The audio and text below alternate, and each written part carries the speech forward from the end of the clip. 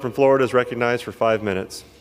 Thank you, Mr. Speaker. This amendment ensures that this bill, H.R. 21, will not go into effect until the Department of Energy can certify that gas prices won't increase as it develops a plan to expand oil and gas drilling on federal lands by the same percentage that it releases oil from the SPR.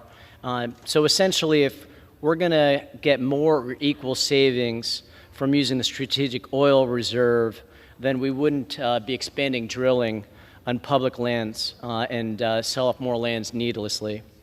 In addition, I know I spoke before about some of the issues we had with the overlying legislation, but I did want to bring a few more facts to bear. When President Trump and the Republicans financed the GOP tax scam for the rich with similar strategic oil reserves, some of that gas was bought by China, by the way. You don't hear that much, but under President Trump and under President Biden, we saw China buy some of this gas because it's sold to the overall market. Now, we came together, Mr. Speaker, in a bipartisan fashion to limit that, but you don't hear a lot about that Trump sold gas to China, that Trump sold oil to China in the debate here today, as so much is talked about President Biden. Fact number two is President Trump had used the strategic reserve when the Saudis and their refineries were attacked.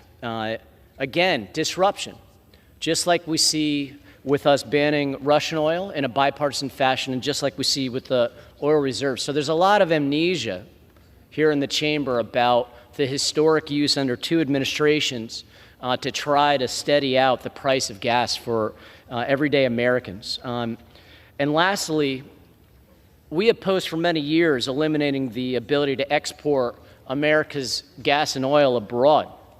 And there was a bipartisan deal a few years ago where we got the ability to continue the tax credits for solar and wind and other renewables.